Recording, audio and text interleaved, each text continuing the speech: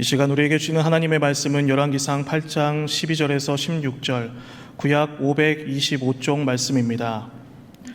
그때 솔로몬이 이르되 여호와께서 캄캄한 데 계시겠다 말씀하셨사오나 내가 참으로 주를 위하여 계실 성전을 건축하였사오니 주께서 영원히 계실 처소로소이다 하고 얼굴을 돌이켜 이스라엘의 온 회중을 위하여 축복하니 그때 이스라엘의 온 회중이 서 있더라. 왕이 이르되 이스라엘의 하나님 여호와를 송축할지로다. 여호와께서 그의 입으로 내 아버지 다윗에게 말씀하신 것을 이제 그의 손으로 이루셨도다 이르시기를 내가 내 백성 이스라엘을 애굽에서 인도하여 낸 날부터 내 이름을 둘만한 집을 건축하기 위하여 이스라엘 모든 지파 가운데에서 아무 성읍도 택하지 아니하고 다만 다윗을 택하여 내 백성 이스라엘을 다스리게 하였노라 하신지라. 아멘.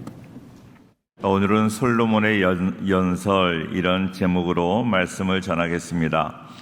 오늘 말씀과 같이 솔로몬이 연설하는 그런 모습이 오늘 나와 있는데, 연설이라기보다는 개인 간증입니다. 그런데 우리 간증하면 어떤 생각이 나시나요? 간증은 내가 이렇게 부족한데 하나님이 은혜를 베풀으셔서 이렇게 복받는 자가 되었다고, 그렇게 우리가 말하는 것이죠. 간증의 목적은 나를 드러내는 것이 아니라 하나님을 드러내는 것입니다. 내가 이렇게 부족했는데, 내가 이렇게 부족한 가운데 있는데 하나님이 나를 복을 주셨다, 하나님의 은혜에 감사하는 마음을 갖게 하는 것이 간증의 목적입니다. 그런데 오늘 솔로몬이 간증을 한다고 했는데 처음부터 마지막까지 자기 자신만을 드러내는 그러한 간증이었습니다. 엄밀하게 말씀드리면 간증이라고 말할 수 없는 그런 내용입니다. 자기의 의를 드러내는 그러한 모습의 간증이었습니다. 듣는 자로 하여금 하나님의 은혜에 감사하게 하는 것이 아니라 솔로몬 개인의 의에 대해서 사람들이 감탄하게 하는 그러한 간증이었습니다. 다윗이 말하는 다윗의 간증과는 너무나 다른 그런 모습이었죠. 너무나도 이렇게 바리새인적인 그런 모습을 보여주고 있습니다. 오늘 이런 그 간증을 하는데, 그 간증을 통해서 우리가 몇 가지 교훈을 얻겠습니다. 첫째로, 하나님은 편재하시는 하나님, 하나님은 어디나 계시다, 우리가 무소부재하시다, 그렇게 말씀드리잖아요. 그것을 하나님의 속성을 이야기할 때 하나님이 전능하시다, 전능성, 전지성, 그렇게 말씀을 드리면서 또 하나님의 편재성, 어디나 계시다 하는 그런 말씀입니다.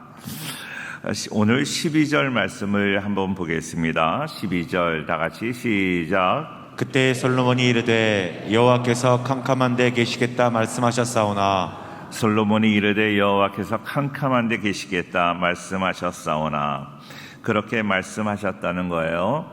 언제 그런 말씀을 하셨을까요? 모세 시대에 출애굽기 20장 21절에 20장은 어떤 장일까요? 시내산에서 십계명을 받을 그때의 모습입니다. 백성은 멀리 서 있고 모세는 하나님이 계신 흑암으로 가까이 가니라 그랬어요. 하나님이 흑암 속에 계시다는 그런 말씀입니다. 하나님께서 호렙산에서 이스라엘 백성들에게 언약의 말씀을 주실 때 우레와 번개와 나팔소리와 암흑 속에 계시니 백성들이 두려워 감히 접근하지 못하고 모세만 암흑 속에 계신 하나님께 가까이 갔습니다. 이것은 하나님은 사람이 함부로 접근할 수 없는 거룩하신 분임을 나타낸 것입니다.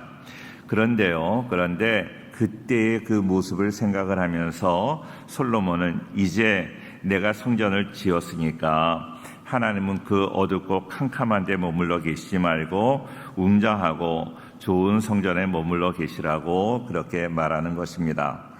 되게 어두운데, 그러니까 집이 없는 사람, 거처가 없는 사람은요, 좀 어둡고 자기가 이렇게 쉴 수 있는 그런 거처는 항상 어두운 곳이에요. 캄캄한 곳, 편하게 쉴 수 있는 곳.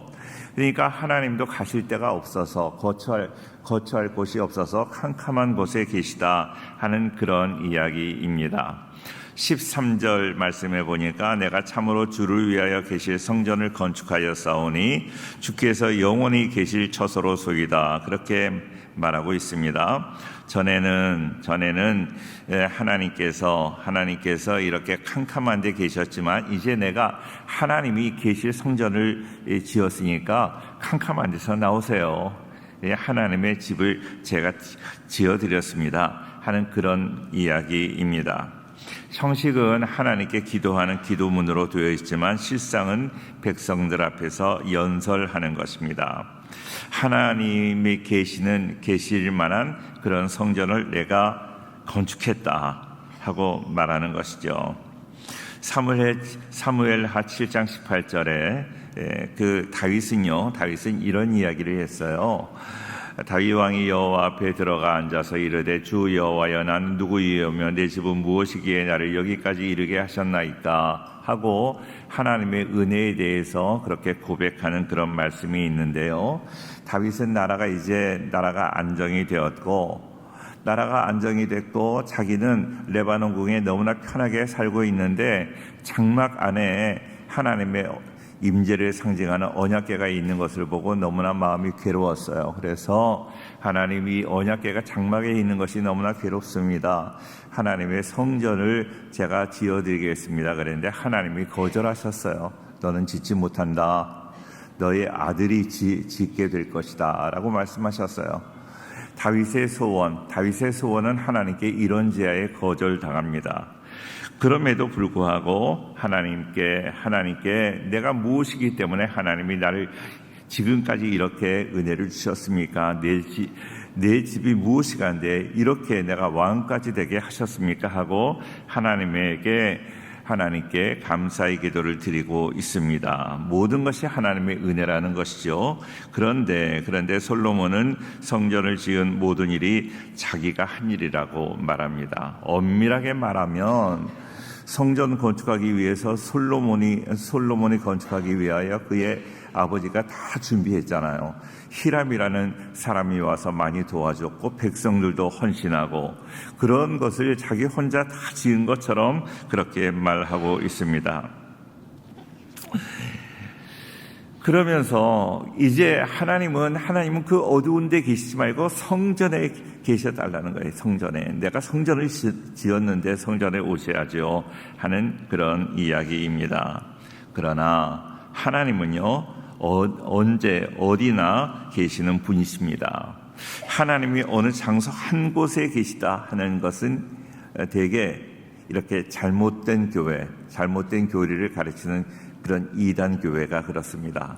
그러니까요, 성전에만 계시다고 한다면, 하나님이 성전에 계시다고 한다면 너무 편할 것 같아요. 그러지 않아요? 저 혼자만 그렇게 생각하나요? 자, 성전에 계시니까요, 오늘 예배 드리시려고 이렇게 옷도 잘 입으시고 교회 오실 때 되게 여름철에 되면 좀 풀어지는 경우가 있는데 신발도 좀 제대로 된 신발 신고 그리고 옷도 좀 제대로 정장을 하시고 그렇게 예배드리는 게 더 좋습니다. 자, 근데 성전에만 계시면요, 그러니까 그렇게 예배드릴 때 정장 입고 예배를 잘 드리고 그 다음에 집에 가서는 나 편한 대로 있어도 되잖아요. 그런데 하나님이 성전에만 계시지 않고 우리 집에도 계시는 거예요. 어디나 계시는 거예요. 어떤 공간도 하나님의 존재와 성품을 불변하게 하는데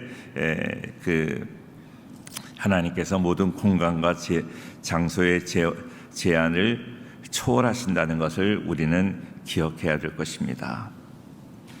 어디나 계시는 하나님. 그런데 성전에 오셔서 하나님 지금 계실 데가 없어서 흑암 중에 계셨는데 캄캄한 데 계시지 말고 여기 나오셔서 내가 성전을 지었습니다 하고 말하는 것입니다.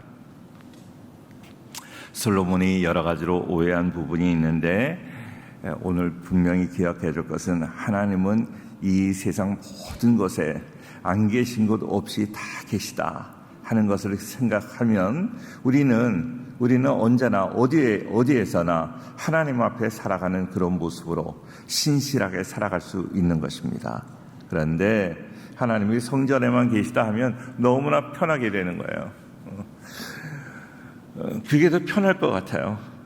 편할 것 같아요. 근데 하나님은 절대로 성전에도 계시죠.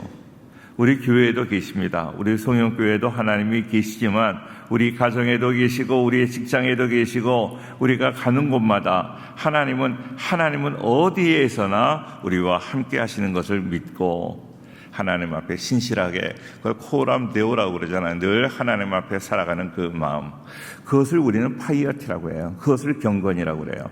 하나님 앞에, 항상 하나님 앞에 살아가는 그러한 마음.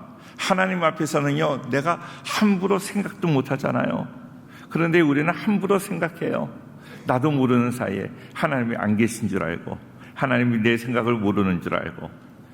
그러지 말아라. 하나님 앞에 늘 신실하고 올바로 살아라 하는 그런 말씀이에요. 우리 성도님들, 하나님이 어디나 계시는 걸 기억하고 하나님 앞에 정직하게 올바로 신실하게 살아가는 우리 모두가 되기를 주의 이름으로 축원합니다. 예레미야 23장 24절인데요. 같이 한번 보겠습니다. 다 같이 읽으셔야 돼요. 시작. 여호와의 말씀이니라. 사람이 내게 보이지 아니하려고 누가 자신을 은밀한 곳에 숨길 수 있겠느냐. 여호와가 말하노라. 나는 천지에 충만하지 아니하냐. 나는 천지에 충만하지 아니하냐. 천지에 충만하신 하나님을 믿으시기를 다시 한번 축원합니다. 두 번째로, 우리가 이 세상을 살아가는데 하나님을 자랑해야 돼요. 아니, 하나님만 자랑해야 돼요. 하나님만을 자랑하는 우리 성도님들 되기를 바랍니다. 13절 말씀을 아까 보았지만 한 번 더 읽겠습니다. 한 번 더 읽어요. 시작. 내가 참으로 주를 위하여 계실 성전을 건축하였사오니 주께서 영원히 계실 처소로소이다 하고. 자, 그렇습니다. 솔로몬의 기도는 마치 기도를 통해서 자기를 자랑하는, 자기의 의를 자랑했던 예수님 시대의 바리새인의 기도와 같습니다. 바리새인의 기도는 엄밀하게 기도가 아니에요. 자기 자랑이죠. 기도는 누구에게 해요? 다시 한번 여쭤볼게요. 기도는 누구에게 해요? 하나님께 한다고 지금 말씀하셨는데, 제가 들어보면요, 하나님께 안 하고 사람에게 하는 것 같은 기도가 얼마나 많은지 몰라요. 얼마나 사람이 듣고, 저 사람 너무 똑똑하다, 야, 저 사람 너무나 멋있다, 이렇게 생각될 때 있지요. 저도 제가 그러니까.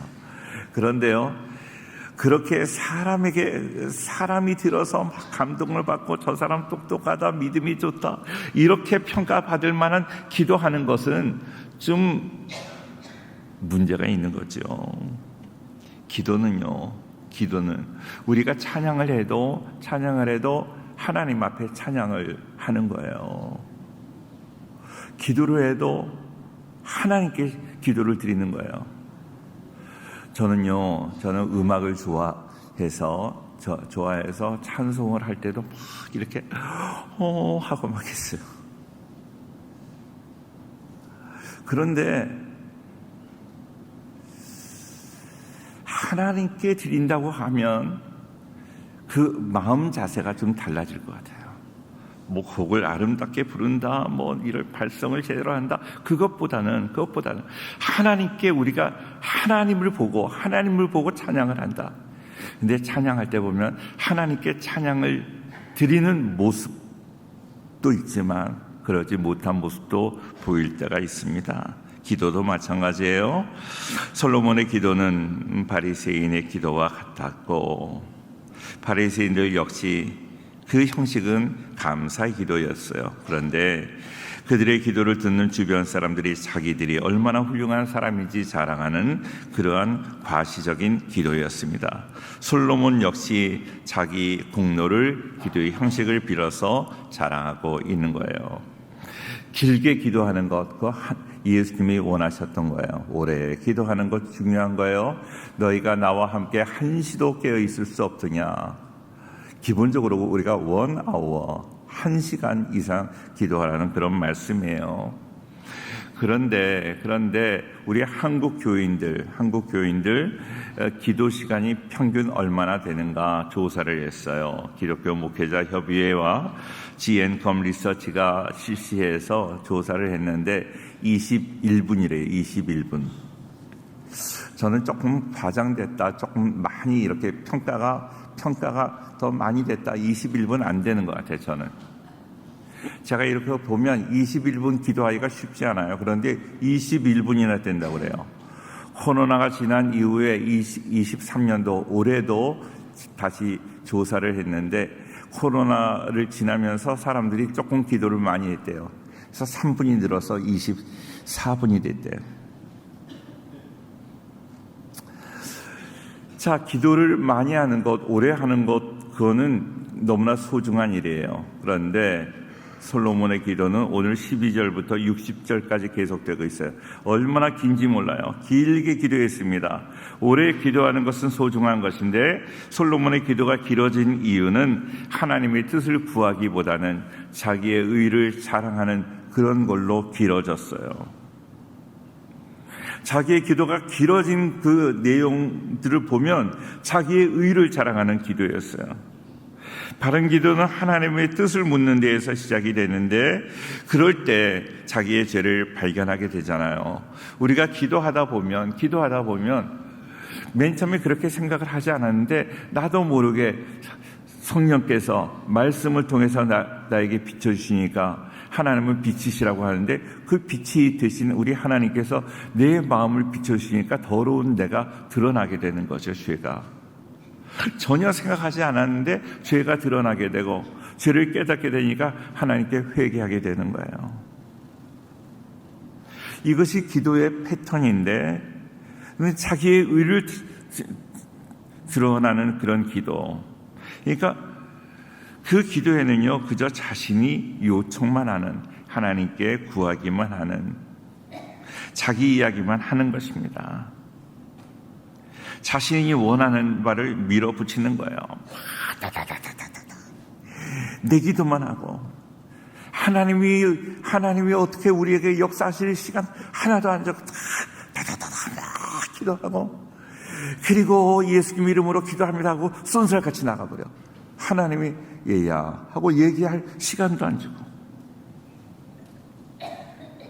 솔로몬은 그 어디에도 하나님과 같은 신이 없다고 고백을 합니다. 그의 고백도 보면 얼마나 훌륭한지 몰라요. 구약의 그런 고백, 신약의 고백, 신앙의 선배들의 고백과 똑같은 그런 신앙 고백을 하고 있습니다. 그런데 그런 고백 뒤에 하나님 같은 분이 없습니다. 너무나 놀라운 그런 신앙 고백을 한 다음에 반전이 일어나요. 하나님은 그렇게 온 마음으로 하나님 앞에 행하는 자들에게 약속을 지키시는 신실한 분이니까 이제부터 성전을 지은 나에게 약속을 지켜달라고 요청을 합니다. 기도의 형식을 빌렸지만 이것은 채권자가 채무자에게 이렇게 강요하는 그런 듯한 그런 기도입니다. 솔로몬 마음속에서는 자기가 하나님의 거처인 성전을 지었다 하는 그런 만족감으로 가득합니다. 이런 공로를 세운 자기에게 하나님께서 그에 상응하는 복을 주시는 것이 마땅하다는 태도로 이제부터는 하나님께서 내가 지금까지는 성전을 지었으니까 이제부터는 하나님이 나에게 응답주실 차례입니다 하는 것을 강요하는 것입니다. 29절 말씀 한번 보겠습니다. 29절 다 같이 시작. 주께서 전에 말씀하시기를 내 이름이 거기 있으리라 하신 곳 이 성전을 향하여 주의 눈이 주야로 보시오며 주의 종이 이곳을 향하여 비는 기도를 들으시옵소서. 이제 내가 성전을 지었으니까 이제부터는 하나님께서 밤이나 낮이나 이 성전에 주목해 달라고 요청을 합니다. 이 성전을 향하여 기도하면 그 기도를 들어달라고 말하고 있는 것입니다. 자기가 성전을 짓는 책임을 다했으니까 이제부터는 하나님이 이 성전을 두고 비는 기도에 응답하실 책임이 있다는 것입니다. 이 성전을 두고 간구하는 모든 기도를 응답해 달라는 것입니다. 성전을 중보자처럼 생각하고 있는 것입니다. 자, 다니엘이 예루살렘을 향한 성전을 향해서 그가 기도했다고 했어요. 그것은 하나님을 사모하는 마음이잖아요. 우리가 십자가를 향해서 우리가 기도하고, 그 십자가를 향해서 우리가 기도하고 뭐 또 그 앞에 나가서 기도하는 그 마음, 하나님의 은혜를 사모하는 마음으로 나가는 거잖아요.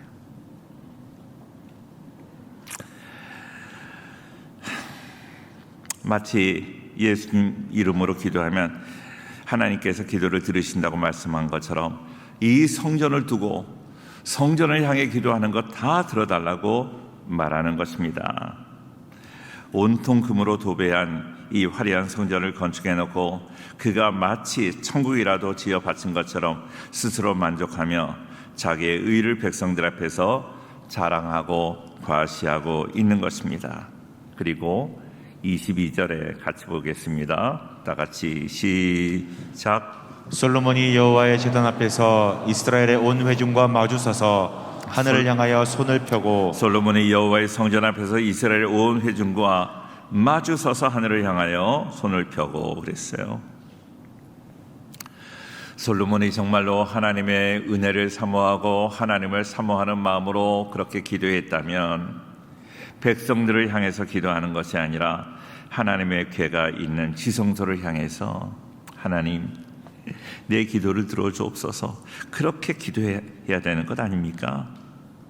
그런데 바리새인들이 기도하는 것처럼, 자기의 의를 자랑하는 것처럼 오직 자기만이 성전을 지을 자격이 있는 자라는 것을 기도의 형식을 빌어서 백성들에게 내가 하나님의 성전을 건축했다, 내가 건축했다고 과시하고 있는 것입니다.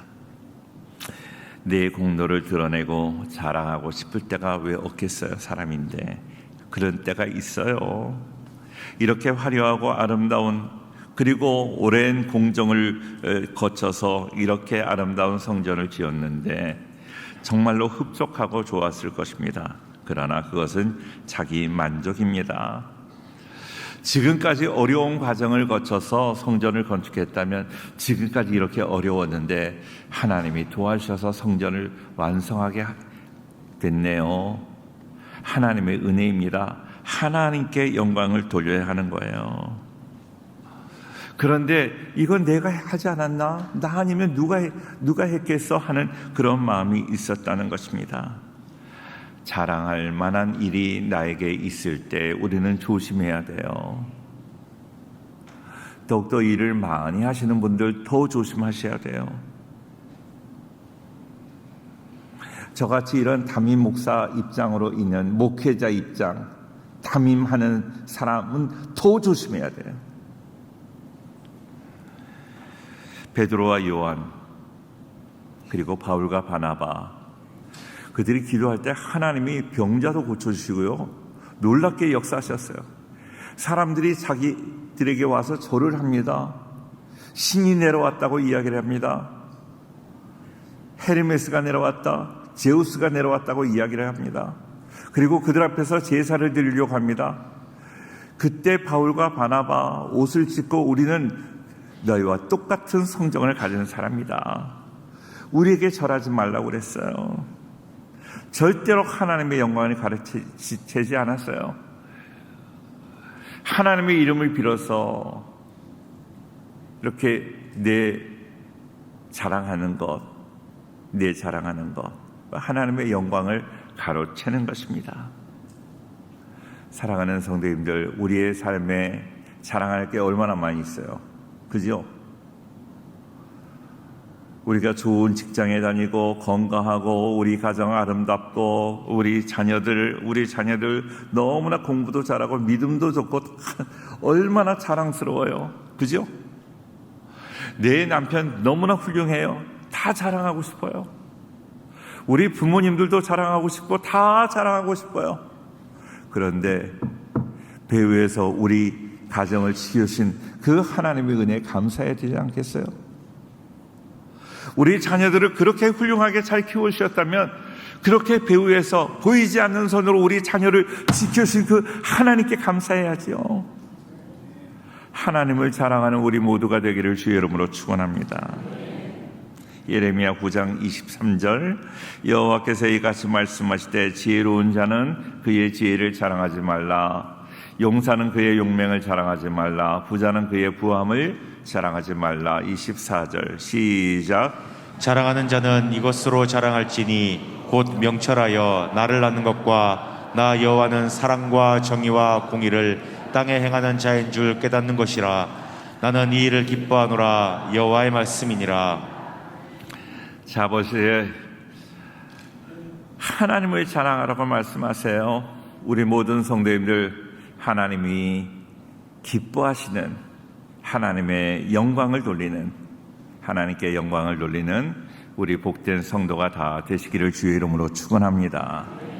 제가 지난 주간에 이렇게 우리 교회에 여러 가지 사정이 있어서 왔다 갔다 하기도 했지만 기도원 주간이었어요. 기도원에 가서 기도를 하는데 어떤 말씀을 계속 주시는가 하면 사울은 하나님께 영광을 돌리지 않았다 하는 말씀을 계속 주시는 거예요. 성경을 계속 찾아보는데 사울 왕이 하나님에 대한 이야기를 거의 안 해요. 하나님께 기도도 하지 않아요. 하나님께 그렇게 많은 은혜를 받았는데 기도하지 않아요. 감사하다는 이야기도 없어요. 제사를 한 번인가 드리는데 그거는 다른 일 때문에 제사의 형식만 취하고 있는 거예요. 그의 삶 속에는 믿음이 전혀 없어요. 하나님이라는 이야기 전혀 부르지 않아요. 솔로몬은 내가 이거 했습니다. 내가라는 말만 있어요. 하나님께서 무엇을 하셨다는 이야기는 한 번도 없어요. 우리 성도님들의 삶 속에 내가라는 말을 많이 하시나요? 하나님께서라는 말을 많이 하시나요? 하나님이 주어가 되는 우리 성도님들의 삶, 하나님의 영광을 위해 살아가는 삶, 내 입으로 하나님을 찬양하는 그런 인생이 될 수 있기를 주의 이름으로 축원합니다. 세 번째로 자기 자랑, 자기 의의는 우상 숭배입니다. 우상 숭배의 특징이 있어요. 우상 숭배하는 자는요, 자기가 우상 숭배한다고 생각하지 않아요.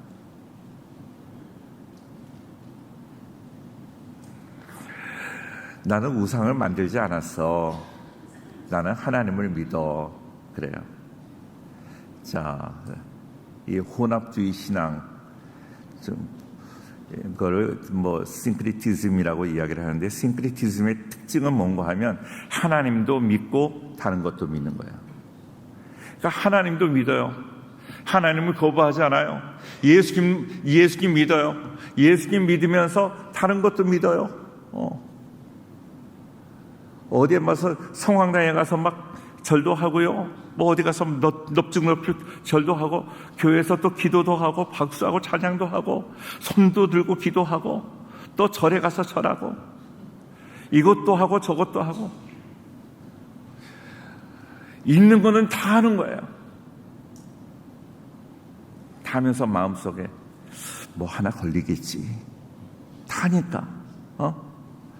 교회에서 뭐가 걸리든지 절에서 걸리든지 아무튼 모든 거 다 열심히 하니까 한 가지 걸리면 되겠다. 절대로 신앙은 그거 아니에요. 오직 하나님만 믿는 것을 하나님이 원하세요.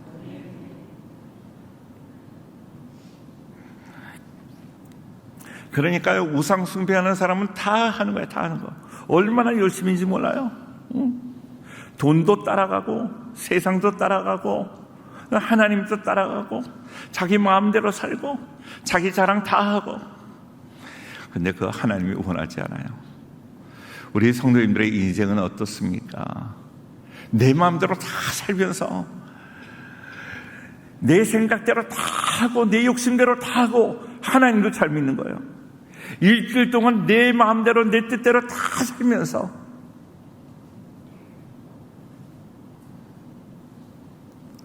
솔로몬은 자기 마음대로 다 하는 거예요. 그러면서도 하나님께도 기도하는 거예요.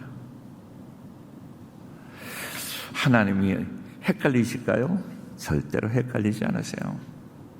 하나님 그렇게 믿는 거를 믿음으로 보지 않아요. 우상숭배의 특징은요, 자기는 절대로 바뀌지 않아요. 그냥 열심히만 하는 거야. 열심히. 교회에서도 열심히 하는 거야. 열심히 하면 이 열심을 보고 열심히 하시는 분들 잘 기억하세요. 열심을 보고 하나님이 나에게 복 주시겠지? 아니에요. 고쳐야 돼요. 말씀 안에 내가 변화가 돼야 돼요. 우리 성도님들 열심보다, 열심과 지금 변화에 대한 말씀을 드렸는데 그게 바로 순종이에요. 순종이 제사보다 낫다. 제사는 열심히 하는 거예요. 하나님의 말씀에 순종하는 것은, 순종은 변화입니다. 우리 성도님들 순종하여 변화받는, 그래서 하나님이 기뻐하시고 하나님께서 정말로 하나님의 자녀로 인쳐주시는 우리 복된 성도가 될 수 있기를 주의 이름으로 축원합니다.